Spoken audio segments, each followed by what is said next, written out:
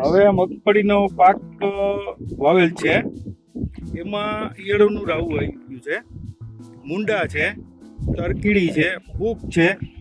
પછી તમે આ જોઈ શકો છો ઈયળું, કે આ ઈયળું રહીને પુષ્કળ પ્રમાણમાં છે.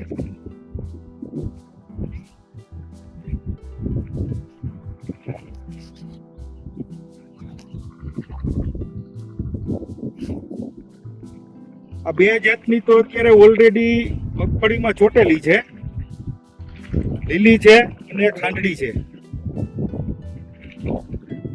હવે આની માટે જે અમારે દેવીશ્રી કૃષિ સેતુ કોડાગુ કંપનીનું આપણે આ પ્રોડક્ટ લઈને આવ્યા છે. આ પાવર કેપ છે,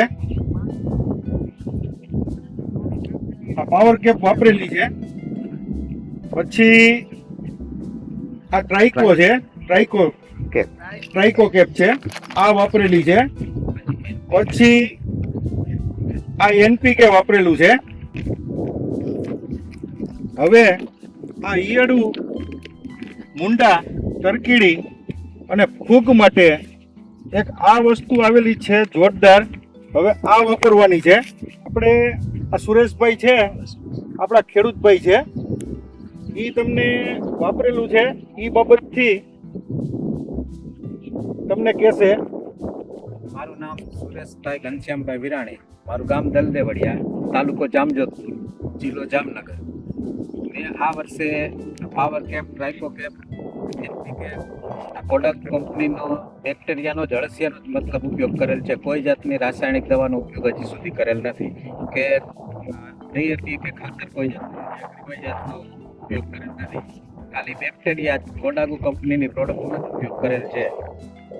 અને મારી આ માંડવી ને આ બધું છે, એમાં એના સિવાય બીજું કોઈ વસ્તુ ઉપયોગ નથી કરી. પ્યોર ઓર્ગેનિક જ છે, આમાં બીજી કોઈ રાસાયણિક વસ્તુનો હજી સુધી ઉપયોગ નથી કર્યો. અને હવે મને ઈયળ, મોલી, મુંડા એ બધું આમાં હવે થતું આવે છે, જણાય છે.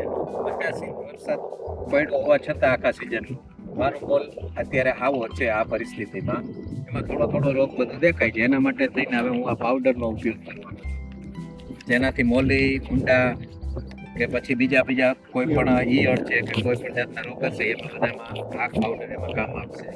એના માટે અત્યારે તમને આ બધું મારી ખેતી જોવો, જેમાં શું છે, માંડવી પીળી પડી ગઈ છે, તો એ બધાનું રિઝલ્ટ તમને આવતા વિડીયોમાં અમે નવેસરથી પાછું બતાવશું.